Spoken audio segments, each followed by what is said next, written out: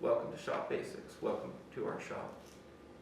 Have a look around and notice that all of these tools are working and the workshop is clean. And we have a huge number of tools in here. It's no accident, but what you might be interested to learn is that there's no employees at Ace. It's no one's job to clean this or fix this or anything. So this class is about how we make that happen, because it is us who do that work. This class is about our social contract.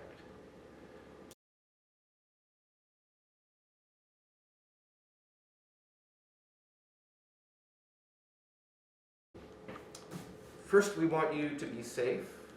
If you get injured in here, it's going to be bad not just for you. We really want you to take our safety requirements seriously. I am dressed appropriately for the shop. Nothing below the elbow. My shoes are closed-toed shoes, so no sandals, no bare feet. If your clothing wants to fall below your elbow, you'd have to take that off. But if it'll stay up, that's fine. If you have long hair, it needs to be tied behind you. Ideally, if it's long enough, put it in a bun. If you have a long braid, stick it down your shirt. I have to tell you that the worst accident you can possibly have in this room is going to involve your clothing or your hair. You will produce a lubricant instantly. Your clothing and your hair does not.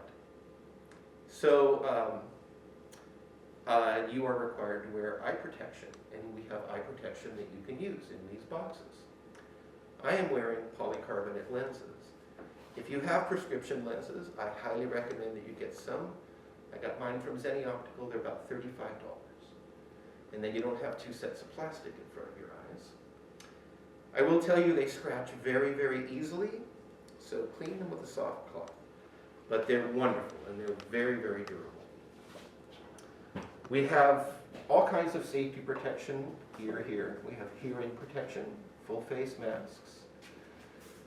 We have also in-ear hearing protection if you prefer that, although it looks like it's out of stock. And we have these helpful little stickers that tell you how to get them back in stock. So if something is out of stock, follow the QR code and it'll tell you how to bring more into the shop.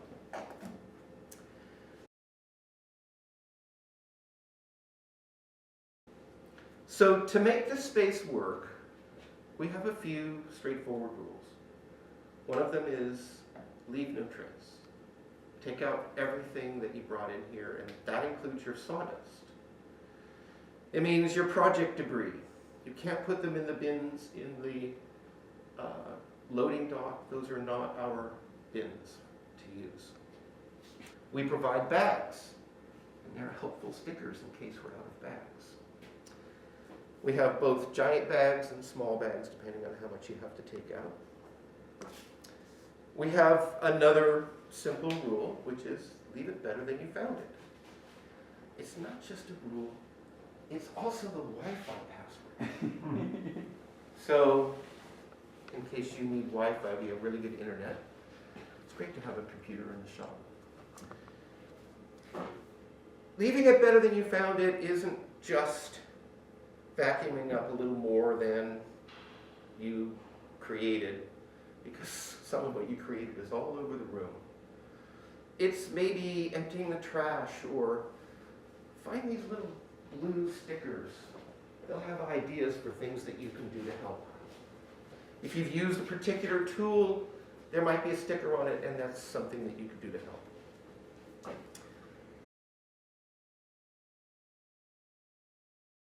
So some of these tools require certification, mainly the big ones like the big bandsaw, the drill press, table saw, jointer and planer, and also the drum sander. In the other room, the lathe and the CNC require certification. Nothing else in this room requires certification. Nothing on that wall, nothing under the bench. This does not require certification. The minor saw does not require certification. So actually you can build a lot of things in here, and the only certification class you need is the one that you're in right now. So you're getting that out of the way.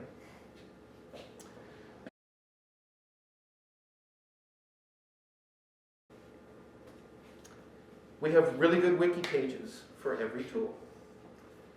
You may have noticed that all the tools have a number and a QR code, and the QR code goes to the wiki page. The wiki pages are good. They'll help you understand how to use the tool if you're not familiar with it. These numbers are very important. They are how we track these tools internally and in the wiki and in a database.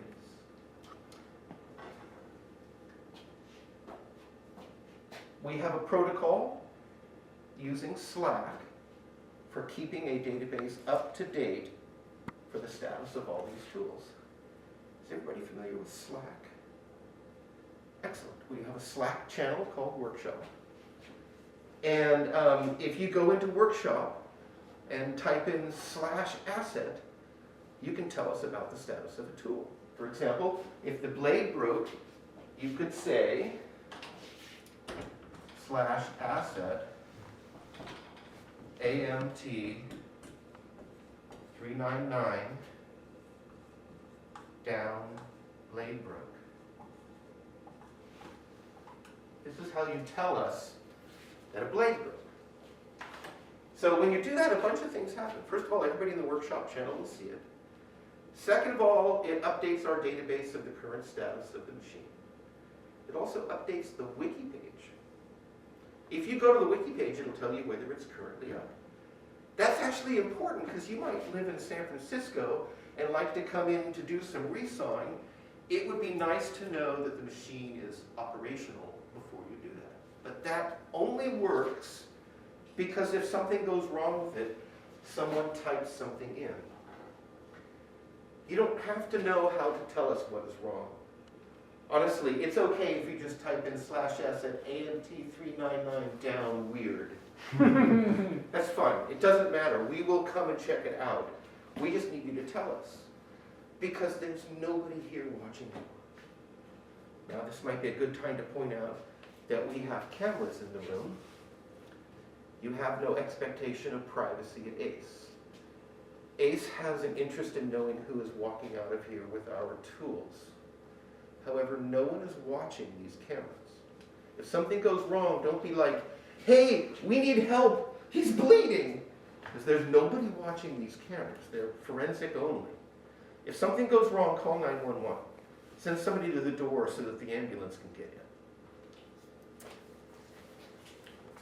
All tools have this asset number.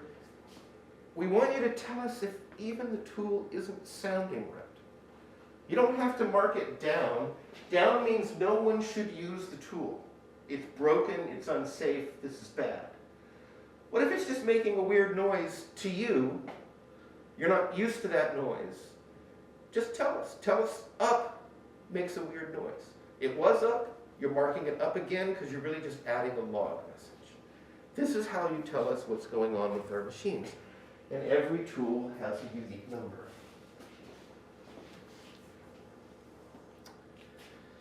Are these tags consistently color-coded? Like pink ones do something like... So they are consistently color-coded.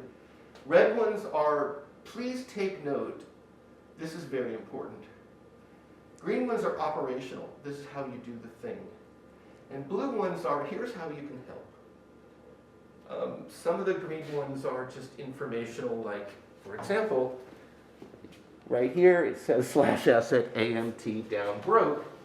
It's by the light switch on both machines in case you forget how to tell us something is wrong.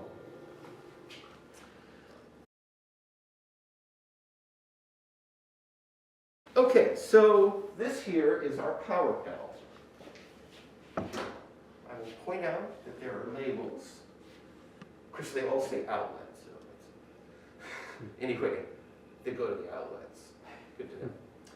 However, there is something very important missing here, and that is a main breaker. So, also this is only a 60 amp panel. So we are limited on how much power we can use at the same time. So the rules that we have, so that we don't trip the breaker that we don't have access to, is to have no more than 2 big tools running at the same time. And you can tell it's a big tool because it's got a gigantic motor attached. Or it makes a lot of sawdust.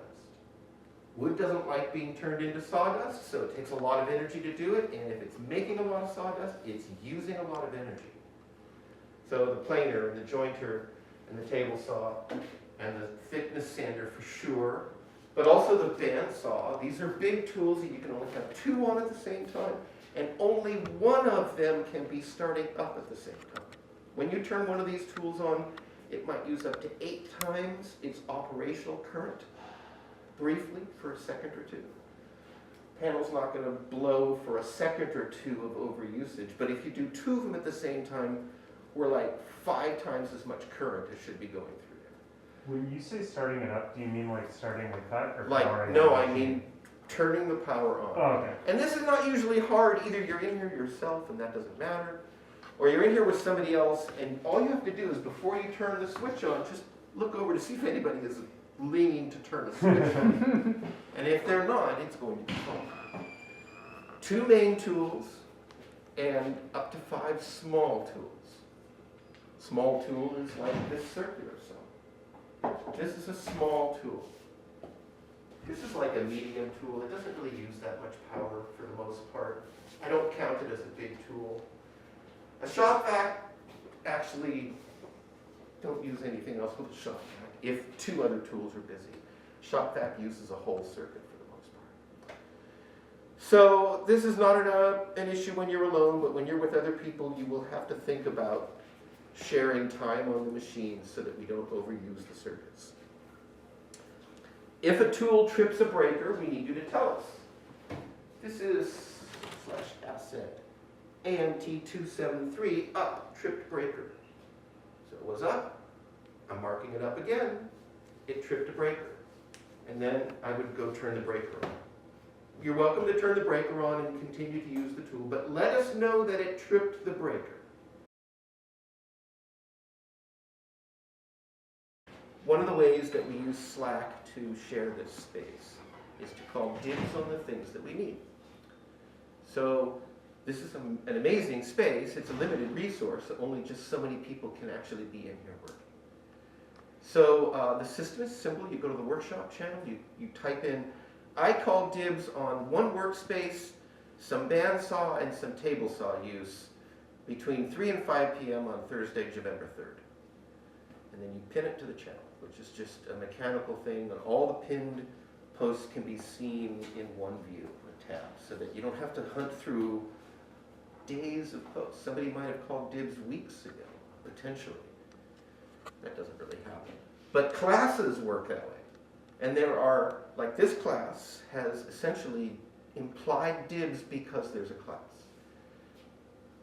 This is considered 1 workspace. And this is considered a workspace. That is a workspace. That is a workspace. Next to the chop saw is another workspace, although it's probably only useful if you're working on the chop saw. It's a miter saw anyway. If you need a workspace and can't get a workspace because they're all reserved, you should not come in. You can call exclusive use of tools. You can call shared use of tools. Actually, there's no computers involved. Talk to people and tell them what you expect. For example, somebody needed to use the miter saw at an angle, and they did not want people coming in and setting it to 90 for a quick cut because they'd never get that angle back again. And so they called for exclusive use of the miter saw, even though they were going to be using it intermittently. And that's good communication. Ask for what you need. You know you can call dibs for the entire shop and everything in it. Yep, maybe it's right before Burning Man and you're going to do an art project. You and a bunch of friends, you're going to come in at 8 p.m. and you're going to work until 4 a.m. and bang this thing out. This is the place to do that, and we want you to do that. This is exactly what it's for. Maybe work with us to get it on the calendar if it's really going to be a big use of time. But all classes implicitly call dibs on the whole shop and everything in it. Also, we have classes upstairs and next door, and sometimes they will call what is called quiet dibs. If they call quiet dibs, you can be here and do stuff, you just can't make a lot of noise. You can't use the tools that connect to the cyclone, and you can't use the routers. They're really loud. But you could sand, and you could glue up, and you could use chisels, and there's a lot of tools that you actually could use that really wouldn't be a problem for them during quiet dibs. And if it was a problem, they would come over and say, I'm sorry, that's too loud. And then you would not do that. Right. So you're not supposed to come in here without calling dibs on the things you need. However, you're welcome to do that on the other side of that door. This is not about creating an officious rule for you. It is about communicating to others what to expect when they come in. They're not here. They're going to look at the dibs to see if it's okay for them to come in right now. So that needs to be accurate. And the only way that is accurate is if we are accurate and honest with each other. Ask for what you need. Also, it's fine to share with people. You can say intermittent use of the table saw, happy to share. And that's really common.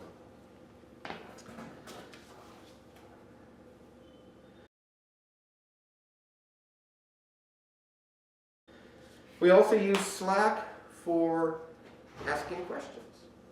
Where's the Craig jig? What's a Craig jig? Where's the bit to the Craig jig? Why do we have a Craig jig and no bit? These are all excellent questions for Slack, and you'll find people who are happy to answer. Also, we probably have a Craig jig and it probably has its bit. And somebody will chime in and say, this is where you can find it. We are putting informational stickers on things wherever we can, but still, you got to know where to look.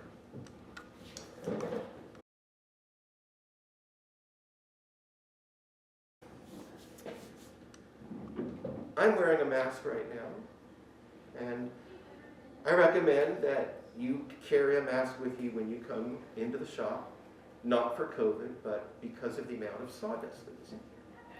It's very hard to do woodworking without producing sawdust. And we have no ventilation system. So there's sawdust in here, and I mean a lot of it. When you use these machines, it's amazing how much sawdust fills the air. We have a cyclone that separates sawdust from the air, but there is two kinds of sawdust that we care about. There's the kind that ends up in the bags, and there's the kind that ends up in the air. And the stuff that ends up in the air is really bad for you. That's the PM 2.5 stuff that they're saying, keep it out of your lungs because it's really bad for you. So this up here is our particle counter. And the number on the left is the small particle count. That's the PM 2.5 stuff. And the number on the right is the large particle count, which you could probably see, and we probably don't care about. That's not really life-threatening. If that number on the left is more than about 500, you should probably be wearing dust protection. A lot of people in here wear NIOSH masks because they're more comfortable to breathe through. But you could be wearing a woodworking mask that has a valve that makes it easier to breathe through. They're much more comfortable than COVID masks. But you should wear some kind of dust protection. We also have our air scrubber control right here. That up there is the air scrubber, and this control turns it on. The plastic is broken, but this is the on-off button. And when I press it, sorry, I'm reflecting the light off my hand. It needs a battery cover. I can also set the speed, and I'm going to set the speed to medium. And if you press the time button, then it selects an amount of time to remain on. Our protocol is when you're leaving, if you're the last one out, set it for 4 hours on medium to scrub the air. But other than that, it should be on all the time when you're in here, because it's the only thing that makes this number go down. It's gone down so much already. Well, it's an effective tool. Actually, it's pretty darn good, and we have two of them, one in this room and one in the other. And whatever you do to this one, you should do the exact same thing to the other one.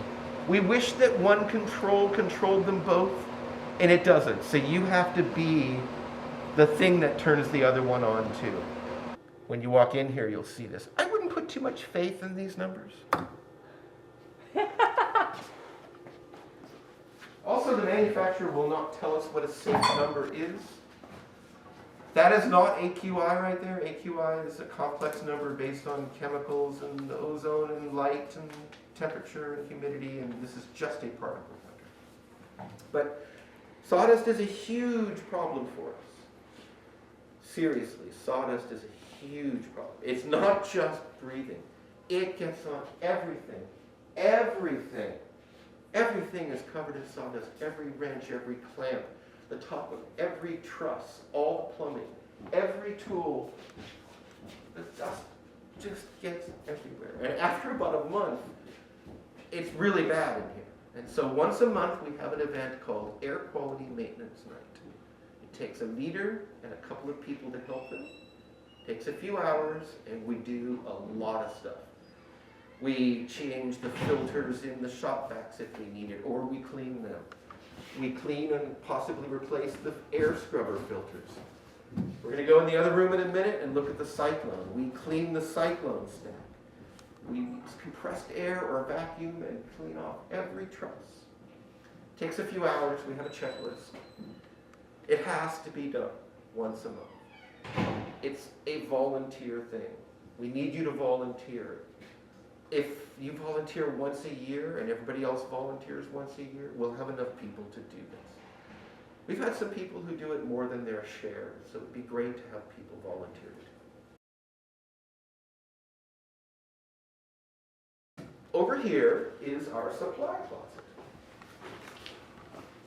In the supply closet, you will find things that you can use. So, for example, nails, screws, nails, glue, tape, nails, hardware, nails. Lots of really useful things and nails.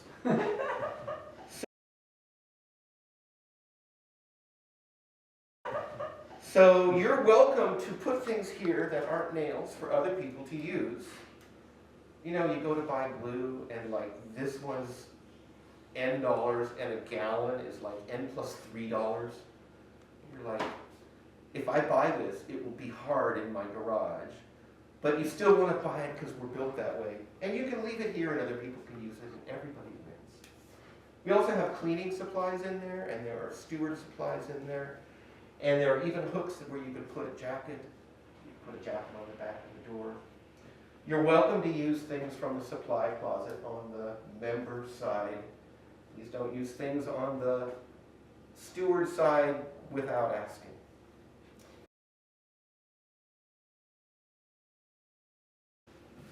We have a lot of really skilled and talented people at Ace. And many of them know how to fix and improve things. And we love that. If a tool is broken and you can fix it, we would love your help. But we do have a policy around that. It takes 2 people to fix a tool. Not because it actually takes 2 people, but because we want there to be someone watching. You are different when someone is watching you. You're more circumspect. You're a little bit more careful. Maybe you're explaining it and you finally realize why you should do all these steps. It's good to share it, but also we want more people to know how to fix tools. And so requiring to spreads that knowledge around. So please let us know. If it's a tool that requires certification, one of you has to be certified, but the other one doesn't. In fact, the other one doesn't even have to know how to use the tool. They could just be watching.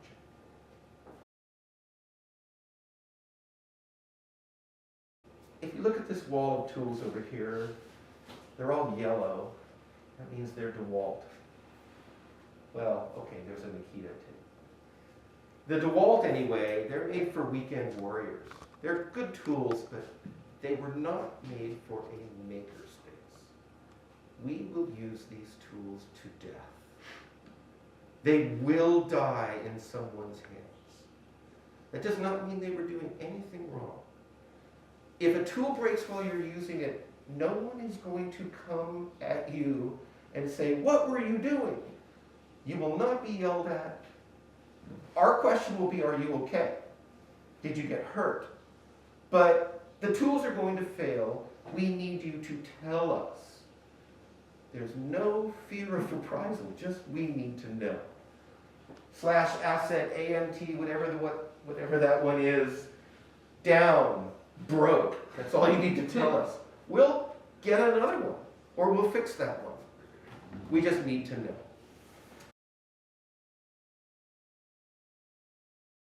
See this plumbing here? It all connects to the cyclone, that ram's head up there. That's connected to our giant cyclone. It comes down through all these pipes down to individual tools, and wherever it comes down, if there's a tube coming down, there is a gate that turns the vacuum on or off to that tool. Right? So if I say there must be 4 gates open, you're counting up the number of these things that are slid open. It's open now and the vacuum goes through, and if I push the slider in, it blocks airflow. So let's go in this room and do. Before you use the cyclone for any tool that's connected to it, you need to make sure that there are 4 gates open. Exactly 4. So this is a gate and it's open right now. You might need to use a specialized tool for this purpose. This tool does not require certification. Our rule is that before you turn the cyclone on, check to make sure that the can is empty. The can should be empty because our rule is that when you're done, you should empty the can and take the sawdust home with you. But if you're working with other people here, be human and talk to each other and see who can take the sawdust home. If one of you was on a bike and one of you is going home in a car, it's pretty clear who should take the sawdust. Sawdust can be composted unless it's all plywood. If it's all plywood, it should probably just be landfill. But if it's mostly hardwoods, then it could certainly be composted. Put it in a brown paper bag or a cardboard box at home. Do not put loose sawdust in your compost bin and expect the city to take it. But they will be happy to take your sawdust if it's in a bag or a box. It just needs to be contained, yes. On the note of materials, what are the rules for working things like plastic or resin? So, resin's okay. You can't really, like, on the lathe or something. Yeah, on the lathe or On the like lathe, a you hand could use sander or resin, something. right? But we don't really want you to be working plastic on our woodworking tools because they're not made for plastic. They'll Right. burn, and you'll end up with plastic on the blades. So none of our tools are really suitable for plastic. What about sanding? I don't know. They burn laser on. They use the laser on the plastic next door. So as far as I'm concerned, sanding is way less problematic than burning it. It's a good question. I would say small amounts are fine. If you're going to do a gigantic amount, that might be problematic. If you're doing plastic, none of what you vacuum up could be composted. Right. It all have to be landfilled. So you might want to empty it first, because that part might just be sawdust, and then vacuum up the rest. You can work plastic in the metal shop. And some of their tools are more suitable for working plastic, because they're slower. And so those might work better for plastic too. And they also do not care about plastic. It's not going to interfere with their metalwork. Right. So, here is the can. And you can see inside there's a red line. That's the maximum fill line. You can see how precisely you must follow this. In other words, just try to not let it fill up all the way. Don't put a bag in here and then put it underneath there, because it'll suck the bag up inside and we have to disassemble it to get the bag out. Doesn't work the way that you wish it would work. So, but don't do that, okay? Also, before you use the cyclone, look down here in this little window. There's a little bit of sawdust accumulation around the corners there. Don't worry about that. But if the whole bottom is full of sawdust, you need to let us know. /asset, AMT255, output filter, full of sawdust. Is that a down condition? Well, it's not good. Okay. I'd say go ahead and use it, but it's probably not working. Okay. Maybe vacuum this part out, but I think that's mostly hiding the symptom. It is a symptom that this is clogged. So by letting us know, people who are invested in this filter will come in and do service maintenance on it and try to bring it back into spec so it works again. We do that during AQM. We need to know if it needs to be done more often than once a month. So you have to tell us if there's a problem. We don't think there's a problem right now. We think it's working good. We're about to do AQM and there's hardly anything down there. This is where all the dust comes back. This is where all the air comes back into the room. Sorry, not the dust. We hope it's not the dust.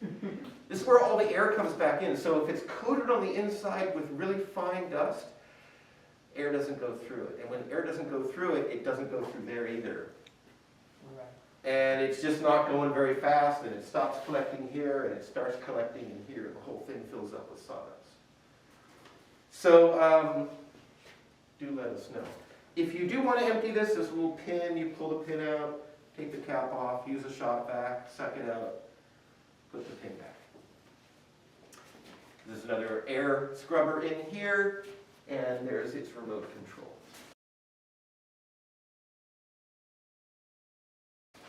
Behind you, and you may want to turn around and look, is the storage area for long stock, for large, long horizontal lumber. You get 2 weeks of free storage at Ace for your stuff. All you do is you collect it together with tape or plastic wrap and put a blue tag on it, which you saw in the other room. You put your name and some contact information and the date on it. Please remove it within 2 weeks. If you need more than 2 weeks, then before your 2 weeks has expired, you can send mail to support@acemakerspace.org and ask for an extension. And they'll put a gold tag on it. If your 2 weeks expires, then they will put a red tag on it. I think a couple of weeks after it's red tagged, it may just be somebody else's. So if you need longer storage than that, you can rent storage from Ace. It's not expensive. If you're running a longer project or you have a business and you need some space for your materials and your tools, not only do we have storage for stock here, we have storage for sheet goods here and long goods here, but in the room next door, you will find shelving space and flip-top boxes. So you can put your things on shelves. You can even have a whole flip-top box like that compressor tools box for your stuff for 2 weeks or for as long as you rent it. In this room, the lathe requires certification and the small bandsaw requires certification. So does the CNC, and it has a separate class. And they have a test. If there's only 3 open, this machine actually has enough suction that it will tear itself apart. Don't worry, we taped it. But if there's 5 open, there may not be enough suction to evacuate all the dust from really productive machines like the jointer and the planer. Before we go, at least could we turn it on for a second, just so that I Sure. can see? Yeah. This is how you turn it on right here. It says Cyclone Master Switch. Okay. It also says stop. Before you turn on the cyclone, check the collection can and filter. Do not run it if full or clogged.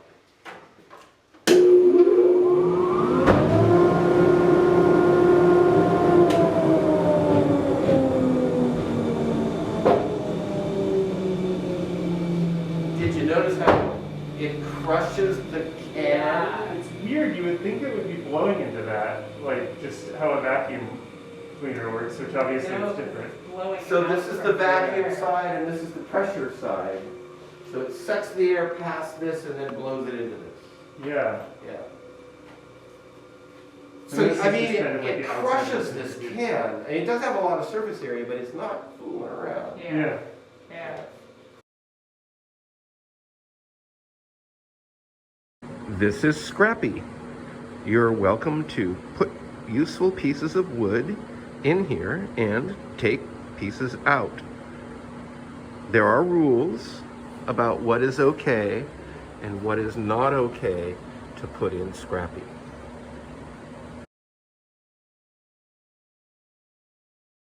It's hard to do woodworking without glue ups. And you get to do your glue ups in here, but you can't leave them in here. This is our working area. So we have room next door. The next door space is like this one. It has a front room and a back room. They're a little bit different size. But in the back room, where the bicycles are, right in the middle of the room, you can set up a table and put your glue up on top of it. And so you could actually do your gluing up in here, or you could even do your gluing up in there, and we have clamps. Our social contract is that when you do a glue up, you set it up in there, and then you take a photo of it and you post it to the workshop channel, and you say, I'll be back tomorrow at 5 p.m. to take this away. You can have the clamps anytime after 10 p.m. tonight. It's nice to know when you can take the clamps, because clamps are a limited resource, and sometimes you need a lot of them. But trust me, nobody wants to take the clamps that are on your glue up. Those are absolutely the last clamps that anybody wants to take. They don't want to screw up your project. They don't want to knock it off. They have to walk all the way to the store. They're definitely the last clamps anybody wants. So this is how we take care of each other, by telling each other when they can have the clamps, because boy, if you do need those clamps, it is really great to know when it's okay to take them.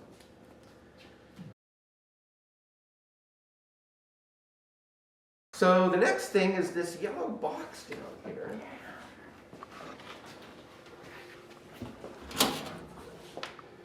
Which is chock full of chemicals. You absolutely cannot use it, Ace. You should absolutely not infer that just because it's here, it's something that you can use, because in 95% of the cases, it's not true. The things that you can use are the paste wax and the acetone for cleaning steel tabletops and things like that, for cleaning off pitch and things like that. That's about it. So at Ace, you can't use anything that has very high volatile organic compounds. It has to be very low VOC. So you could use an oil finish. You could use water-based polyurethane. You could even use something like Watco Danish oil. You could use Osmo, things like that. Tung oil, things like that. You'd be a fool to use any of those products in this room. You're going to end up with a muddy finish because the room is just full of sawdust. I recommend that you do your whole work in here, sand it, get it all ready to finish, use a tacky cloth and take it home. And use a tacky cloth again. Because while you're tacky clothing it in here, more stuff will land where you had just tacky clothed. So if you don't want to use the finish at home, you probably shouldn't use it here either. You also can't use it in the loading dock. You can't use it in our parking lot. You can't use it anywhere on the premises. You could use it in the street if you really need to. Like spray paint, you want to take it out and spray paint on the street. We can't control that. The chemicals linger in here forever. So if you can smell it, you probably shouldn't be using it. If you're not sure, those are great questions to ask on Slack. What's the best way to do this in our shop? Is it okay for me to do this in the shop? Someone will answer you. I will answer you as soon as I can if nobody else answers you sooner. Chances are, if you have a question, other people do too. We have a lot of new members. Probably several other people will benefit from everything that you ask.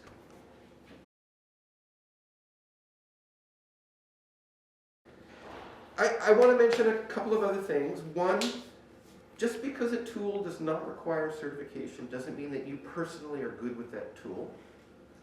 So if you're not experienced with the tool, look at our wiki.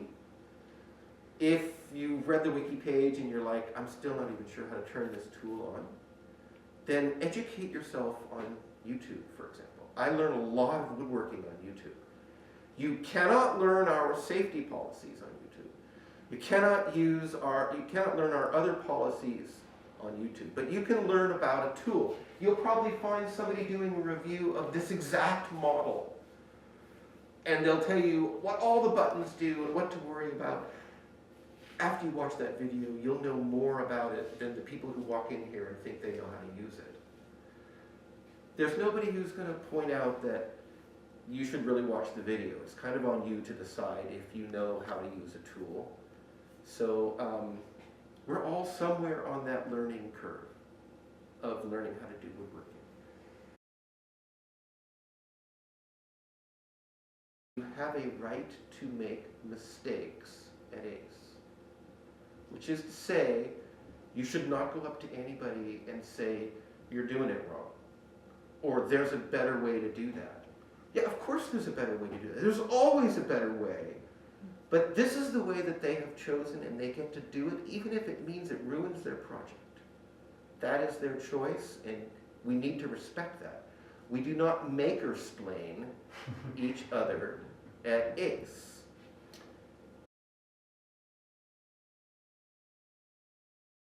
That is not to say that you shouldn't raise safety concerns.